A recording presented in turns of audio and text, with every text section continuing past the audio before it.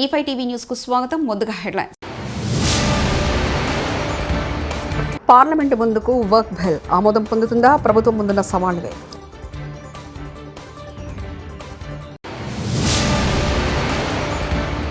హెచ్యు భూములపై రాజకీయ రగడ.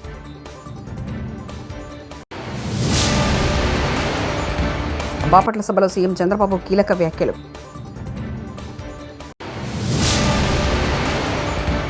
ఒక్క ఎంపీపీ ఎలక్షన్ కోసం తెలుగుదేశం దుర్మార్గంగా వ్యవహరిస్తుంది. తోపుదుర్తి ప్రకాష్ రెడ్డి. దేశవ్యాప్తంగా చర్చ అంతా వర్క్ బిల్పై జరుగుతుంది. ఈ బిల్లు ఆమోదం పొందుతుందా లేదా అనేది అతిపెద్ద ప్రశ్నగా ఉంది. ఓ వర్గం ఈ బిల్లును వ్యతిరేకిస్తుండగా కేంద్ర ప్రభుత్వం మాత్రం ఇది ఎవరికి వ్యతిరేకం కాదని, అందరికీ సమన్యాయం చేసేందుకే వర్క్ చట్టంలో మార్పులు తీసుకొస్తున్నామని చెప్తుంది. ఇప్పటికే గత ఏడాది ఈ బిల్లును లోక్సభ ముందుకు కేంద్ర ప్రభుత్వం తీసుకొచ్చింది. దీనిపై సమగ్రంగా చర్చ జరగాలని మిగతా రాజకీయ పార్టీలు కోరడంతో చివరకు జాయింట్ పార్లమెంటరీ కమిటీ ఈ బిల్లును లోక్సభకు నివేదించింది. హెచ్సియు భూముల వ్యవహారంపై కమాండ్ కంట్రోల్ సెంటర్లో మంత్రులతో ముగిసిన రేవంత్ రెడ్డి భేటీ అనంతరం మంత్రులతో సరదాగా నవ్వుతూ ముచ్చటిస్తున్న రేవంత్ రెడ్డి.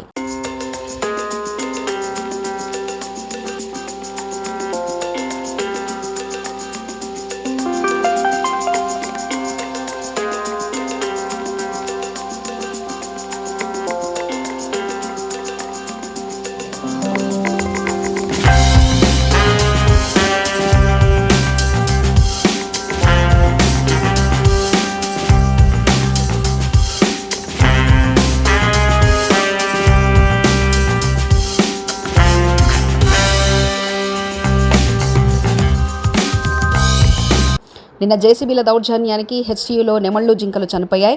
రేవంత్ రెడ్డికి రియల్ ఎస్టేట్ తప్ప ఏమీ చేత కాదు. రాహుల్ గాంధీకి ఈ భూములు అమ్మే కుట్రలో కమిషన్ లేకపోతే వెంటనే రేవంత్ రెడ్డి చేసే పనిని ఆపేయాలి, ఆదేశాలు ఇవ్వాలంటూ బీజేపీ ఎంపీ ధర్మపురి అరవింద్ వ్యాఖ్యానించారు. ఈయనకి అడ్మినిస్ట్రేషన్ సున్నా, ఈయనకి నాలెడ్జ్ సున్నా, ఈయన రియల్ ఎస్టేట్ తప్ప ఏది కూడా చేత కాదు ఈయనతోటి. ఈయన పెద్ద రియల్ ఎస్టేట్ ముఖ్యమంత్రి. ఈయన ఈ డజంట్ నో ఎనీథింగ్. ఇలా రాహుల్ గాంధీకి చెప్తా ఉన్నా, నీకు కమిషన్ లేకపోతే ఇది అమ్ముకుని 40,000 కోట్లు ఏదైతే వస్తాయో అందులో నీకు పర్సంటేజ్ లేకపోతే నువ్వు ఇమీడియట్గా రేవంత్ రెడ్డిని ఆపమను. రోహిత్ వేముల చనిపోయినప్పుడు నువ్వు వచ్చి ఏం వాగ్దానం చేసినావు? హెచ్సియు స్టూడెంట్స్కి ఏం వాగ్దానం చేసినావు? ఇవాళ నీ కమిషన్ల కోసం, నీ పర్సంటేజ్ల కోసం రేవంత్ రెడ్డి ఏ ప్యాకేజీకి అయితే ముఖ్యమంత్రి పదవి ఇచ్చినావో దాని పైసల కోసం రియల్ ఎస్టేట్ వ్యాపారంలో భాగస్వామ్యమే రాహుల్ గాంధీ. నువ్వు అనుకుంటే నీ ముఖ్యమంత్రి, నీ పార్టీ ముఖ్యమంత్రి ఆపి నిన్న జింకలు చచ్చిపోయినాయి, నిన్న అనేక పీకాక్స్ చచ్చిపోయినాయి. కొత్తగొల్లపాలెం టీడీపీ కంచుకోట అని ముఖ్యమంత్రి చంద్రబాబు నాయుడు అన్నారు. బాపట్ల జిల్లాలో పర్యటించిన సీఎం చిన్నగంజాం మండలం కొత్తగొల్లపాలెంలో పెన్షన్ల పంపిణీ చేశారు. లబ్ధిదారుల ఇళ్లకు వెళ్లి పెన్షన్లు అందించిన ముఖ్యమంత్రి లబ్ధిదారుల సమస్యలు అడిగి తెలుసుకున్నారు. అనంతరం కొత్తగొల్లపాలెం ప్రజావేదిక సభలో చంద్రబాబు మాట్లాడుతూ ప్రజలే ముందు, ఆ తర్వాత మిగతా పనులంటూ స్పష్టం చేశారు. గతంలో బటన్ నొక్కామని చెప్పాం, ఈ బటన్లు అన్ని నా పెన్షన్తో సమానం. ప్రజాసేవల పేరుతో పెన్షన్లు ఇచ్చే కార్యక్రమం చేపట్టా. ముందు నుంచి నడిపించాలనే క్షేత్రస్థాయిలో పనిచేస్తున్నా. పెన్షన్లు ఇచ్చేటప్పుడు గౌరవంగా ఇవ్వాలి. ధనిక రాష్ట్రమైన తెలంగాణలో ఏపీ కంటే తక్కువ పెన్షన్ అని చెప్పుకొచ్చారు. 4 మంది ఉన్నారు. నేను మిగలబెట్టుకోవాలంటే 76 కోట్లు మిగులుతుంది నెలకి. కాదు, పేదవాడికి అండగా ఉండాలని అదనంగా 76 కోట్ల రూపాయలు నెలకు మీకు ఇస్తున్నానంటే అది పేదవాళ్ల పట్ల అభిమానం. ఇంకో పక్కన మీరు చూస్తే 3 నెలలు తీసుకుని 16,000 ఉన్నారు, వాళ్ళకు 14 కోట్లు ఇస్తున్నాం. వీళ్లు కాకుండా భార్య భర్త ఉంటారు, భర్తకు పింఛన్ వస్తుంది, భార్యకు రావడం లేదు. భర్త చనిపోతే పింఛన్ ఇవ్వకుండా పోతే అనాథయ్యే పరిస్థితి వస్తుంది. భర్త చనిపోయిన వెంటనే భార్యకు పింఛన్ ఇచ్చే విధానానికి శ్రీకారం చుట్టామని చెప్పి కూడా మీకు తెలియజేస్తున్నాం. ఆటోమేటిక్ గా ఇస్తున్నాం. రెండోది మీరు ఒక్కసారి గుర్తుపెట్టుకోవాల్సింది, ఈ రోజు పింఛన్లు మీ ఇంటికి పంపిస్తున్నాను. 7 గంటలకే పంపిస్తున్నాం. మళ్ళీ టెక్నాలజీలో అనుసంధానం చేస్తున్నాను. ఎక్కడిచ్చాడో కంట్రోల్ రూమ్ నుంచి మీ ఇంటి దగ్గర ఇచ్చాడా, పక్కనిచ్చాడా, లేకుంటే ఎక్కడన్నా వాళ్ళ ఆఫీసు పిలిపించాడా, మొత్తం సమీక్ష చేస్తున్నా. మళ్ళా మీకు ఒక మెసేజ్ పంపిస్తున్నా, పింఛన్ ఇచ్చినప్పుడు డబ్బులు ఏమన్నా తీసుకున్నారా అని కూడా అడుగుతున్నా. మిమ్మల్ని ఇబ్బంది పెట్టారని అడుగుతున్నా, మర్యాదగా మాట్లాడారని అడుగుతున్నా. అంటే ఉద్దేశం ఏంటి? పింఛన్ ఇవ్వడం అనేది తీసుకోవడం మీ హక్కు. ఇచ్చే వాళ్ళకు కూడా జీతం ఇస్తున్నాం, ఇచ్చేటప్పుడు గౌరవంగా ఇవ్వాలని ఎప్పటికప్పుడు పర్యవేక్షిస్తున్నాం. నేను ఒక మాటలో చెప్పాలంటే అందరినీ అభినందిస్తున్నా. తొలి రోజే 98% పింఛన్లు ఇచ్చేస్తున్నారు. మా అధికార యంత్రాంగం పోటీ పడిస్తున్నారు. ఇప్పుడు దానికి అందరినీ అభినందిస్తున్నా. శభాష్, మీరు పేదల సేవలో బ్రహ్మాండంగా పని పనిచేస్తున్నారు. దానికి మనస్ఫూర్తిగా అభినందనలు. మీకందరికి కూడా పింఛన్లు వస్తున్నాయని నమ్మకం ఉంటే గట్టిగా చప్పట్లు కూడా చెప్పండి, లేకుంటే అవసరం లేదు. ఇది అధికార యంత్రాంగం గుర్తుపెట్టుకోవాలి. ఈ నమ్మకాన్ని మీరు కాపాడుకోవాలి. అప్పుడే మనందరికీ న్యాయం జరుగుతుంది, మన జీవితాలకు ఒక మీనింగ్ ఉంటుందని చెప్పి కూడా మీకు తెలియజేస్తున్నా. ఒక ఎంపీపీ ఎలక్షన్ కోసం తెలుగుదేశం దుర్మార్గంగా వ్యవహరిస్తుంది. పోలీసులు నాకు రక్షణ కనిపించలేమని సిగ్గు లేకుండా చెప్తున్నారు. పరిటాల సునీత బంధువులు పదే పదే దాడులు చేస్తున్నారు. ఈ ప్రభుత్వంలో బీసీలకు రక్షణ ఎక్కడుందంటూ తోపుదూర్తి ప్రకాష్ రెడ్డి మాజీ ఎమ్మెల్యే వ్యాఖ్యానించారు. కుటుంబం చెప్తాన్న పేర్లు, దాడి చేసిన వాళ్ళ పేర్లు ఆదర్శు, రమేషు, మనోజు, సురేషు, నరసింహ, నవకాంత్. మరి మీరు వీళ్ళు 6 పేర్లు ఇస్తే మా కళ్ళ ముందర వచ్చి మా నాయన్ని కొట్టి చంపినారన్న అని ఆ పిల్లోడు 6 పేర్లు ఇస్తే 2 పేర్లతో ఎఫ్ఐఆర్ మీరు నమోదు చేస్తున్నారు. మరి మీ మీద ఎట్లా నమ్ముతాం, ఎట్లా నమ్మకాలు పెట్టుకుంటాం? ఈ రాష్ట్రంలో ఒక రాజ్యాంగం ఉందనేది ఎట్లా నమ్ముతారు? ప్రజలకు నమ్మకం కల్పించండి. మీరు ఇంతమంది పోలీసులను పెట్టి మమ్మల్ని అడ్డగించేదానికి, మమ్మల్ని అరెస్ట్ చేసేదానికి, పోనీ నేరస్తుల్ని కాపాడేదానికి ఉపయోగిస్తున్నారే. 10 మంది పోలీసులు గొడవ జరిగిన గ్రామాల్లో వెళ్ళిన సందర్భాలు ఉన్నాయా? మాకు మెన్ లేదు. నన్నే ఎన్ఎస్ గేట్ దాటి రామగిరి మండలంలోకి వెళ్ళనీయకుండా పలుమార్లు మీరు అడ్డుకున్నారే. 2 రోజుల ముందు మీకు చెప్పాలనా? అదేనా మీరు చెప్తున్నటువంటి చట్టం? నన్నే ఎన్ఎస్ గేట్ దాటి రామగిరి మండలంలోకి రానివ్వలేం. 2014-19లో కూడా ఇదే పని చేశారు. రామగిరి మండలంలోకి మీరు వెళ్ళకూడదు, మేము రక్షణ కల్పించలేం. ఇదే ఎస్ఐ సుధాకర్ యాదవ్ సిగ్గు లేకుండా డిఎస్పీ సమక్షంలో, ఇతర సిఐల సమక్షంలో చెప్తా ఉన్నాడు. 15 రోజుల కింద రామగిరి మండలంలోకి నేను వెళ్తా ఉంటే నన్ను ఆపి అడ్డుకొని నన్ను ప్రివెంటివ్ మెజర్స్ కింద అరెస్ట్ చేసి మా ఇంటి దగ్గర తీసుకొచ్చి వదిలిపెట్టారు. చెప్తా ఉన్నాడు మేము రక్షణ కల్పించలేము.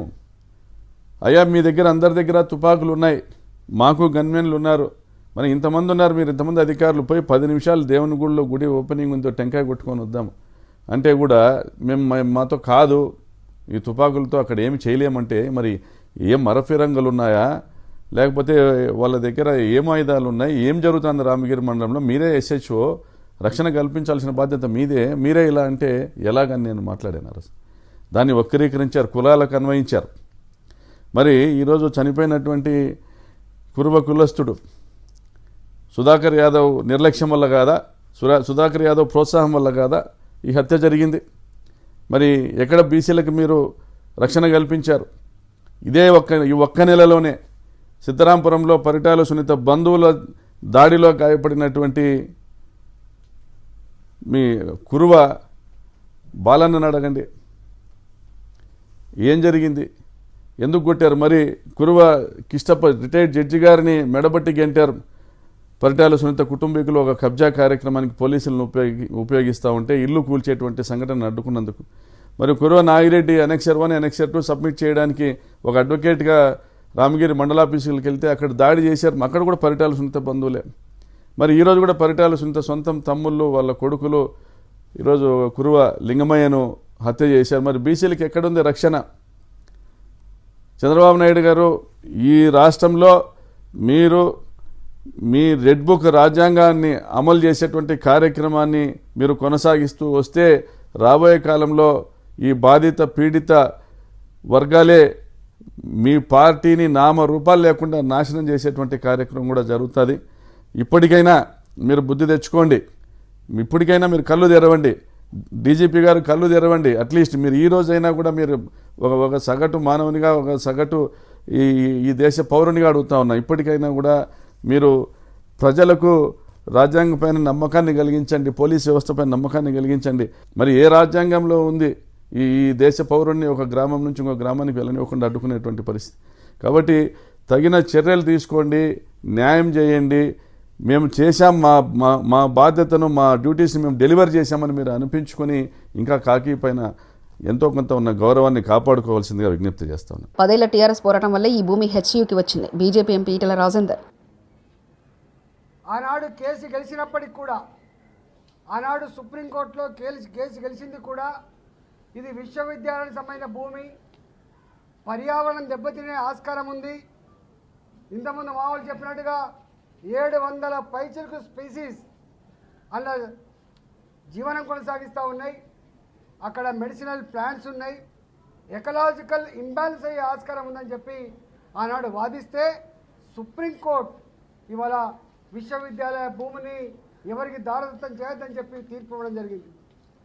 ఇవాళ రేవంత్ రెడ్డి సర్కార్ 400 ఎకరాలలో అక్కడున్న జింకలను చంపి, అక్కడున్న నెమళ్ళను చంపి, అక్కడున్న మెడిసినల్ ప్లాంట్స్ని కూడా పీకేసి ఇవాళ కాంక్రీట్ జంగల్ లాగా చేసే ప్రయత్నం చేస్తూ ఉంది. చంద్రబాబు అప్పట్లో ఐఎంజీ భారత సంస్థకు కేటాయించిన భూమి హెచ్సియుకి చెందింది. టీపీసీసీ అధ్యక్షుడు మహేష్ కుమార్ గౌడ్ ఎకరాలు ఆమె హయాంలో జరిగినటువంటి సందర్భం. తర్వాత ఈ పంచాయతీ ఎక్కడికి వచ్చిందంటే 2500 ఎకరాలు సర్వే నంబర్ 25లో ఉంది. ఈ మొత్తం 2 బిట్లు. అసలు కథ ఇక్కడ మొదలైంది. హైదరాబాద్ సెంట్రల్ యూనివర్సిటీకి సంబంధించి ఒక బిట్లోని భూమిని ఐఎంజీ భరత్ అనే సంస్థకి 20 సంవత్సరాల క్రితం, అంటే నేను అనుకోవడం చంద్రబాబు గారి హయాంలో ప్రభుత్వం కేటాయించింది. దేంట్లో నుంచి కేటాయించింది? హెచ్యుకి సంబంధించినటువంటి 2500 ఎకరాల నుంచే కేటాయించింది. క్రిటిక్స్ పై రెచ్చిపోయిన నిర్మాత నాగవంశీ, క్రిటిక్స్ దమ్ముంటే నా సినిమాలు బ్యాన్ చేయండి, రివ్యూలు రాయకండి, నా సినిమాలు ఎలా ప్రమోట్ చేసుకోవాలో నాకు తెలుసు. నిర్మాత నాగవంశీ. నేను ఇంత కామెంట్ చేశాను కదా, నా సినిమాలు బ్యాన్ చేయండి, నా సినిమా ఆర్టికల్స్ రాయకండి, నా దగ్గర యాడ్ తీసుకోకండి, నా సినిమాలు రివ్యూ రాయకండి, చూసుకోండి, నాకేం అవసరంలా, మీరు మానేయండి, మమ్మల్ని బ్యాన్ చేయండి, చూస్తా నేను. నా సినిమా నేను ఓపెన్గా చెప్తున్నా, నా సినిమా బ్యాన్ చేయండి, నా ఆర్టికల్స్ రాయకండి, నా సినిమా ఆర్టికల్స్, నా సినిమా రివ్యూ రాయకండి. నేను ఎలా ప్రమోట్ చేసుకోవాలి, సినిమా నేను ప్రమోట్ చేసుకుంటా. మీరు వెబ్సైట్లు ప్రమోట్ చేస్తేనే సినిమాలు ఆడట్లేదు కదా. సన్నబియ్యం ఇవ్వడానికి హెలికాప్టర్లో వెళ్లిన మంత్రి కోమటిరెడ్డి వెంకటరెడ్డి. నల్గొండ, యాదాద్రి, భువనగిరి జిల్లాలో సన్నబియ్యం పంపిణీ కార్యక్రమంలో పాల్గొనడానికి హెలికాప్టర్లో వెళ్లిన మంత్రి కోమటిరెడ్డి వెంకటరెడ్డి.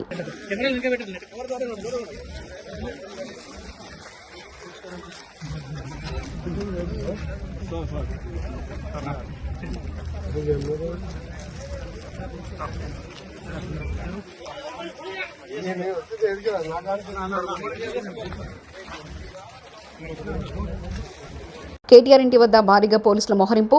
హెచ్సియులో విద్యార్థుల ఆందోళన నేపథ్యంలో వారికి మద్దతుగా వెళ్తారన్న అనుమానంతో కేటీఆర్ ఇంటి వద్ద భారీగా మోహరించిన పోలీసులు.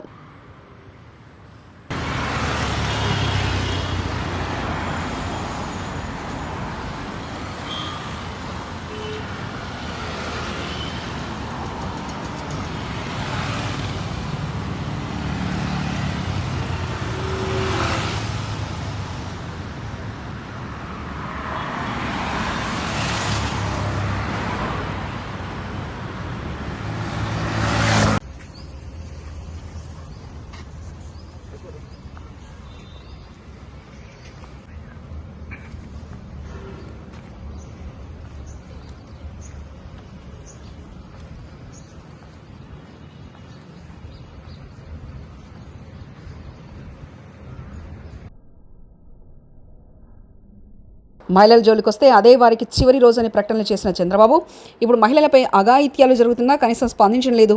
రోజుకొక అబద్ధాన్ని చంద్రబాబు వండి వారుస్తున్నారు. ప్రజలను మోసం చేయడమే అతని లక్ష్యం. చెల్లుబైన వేణుగోపాలకృష్ణ మాజీ మంత్రి వ్యాఖ్యానించారు.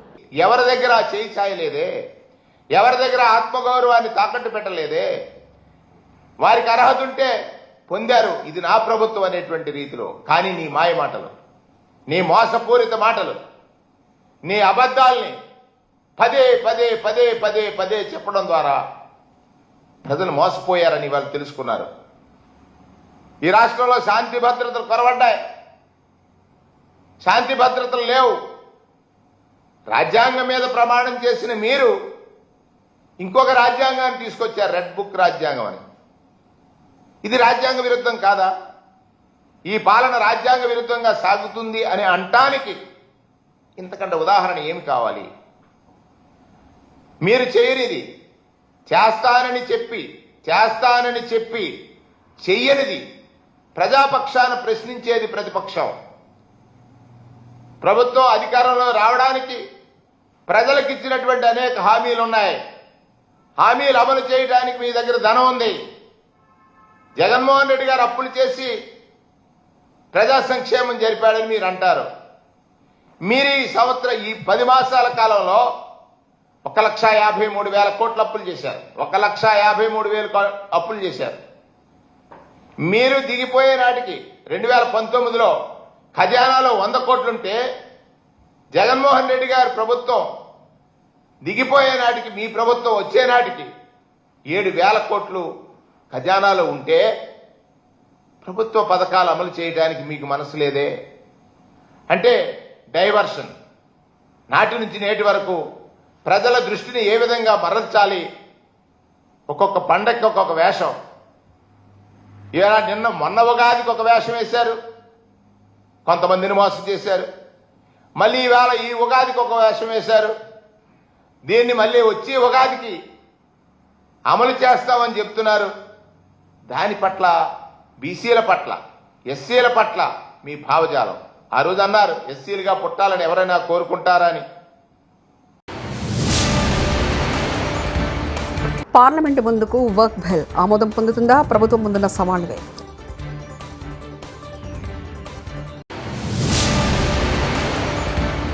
హెచ్యూ భూములపై రాజకీయ రగడ.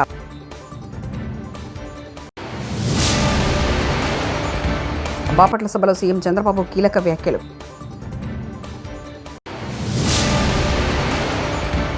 ఒక్క ఎంపీపీ ఎలక్షన్ కోసం తెలుగుదేశం దుర్మార్గంగా వ్యవహరిస్తుంది. తోపుదుర్తి ప్రకాష్ రెడ్డి. ఇవి బులెటిన్ విశేషాలు. చూస్తూనే ఉండండి E5 టీవీ న్యూస్.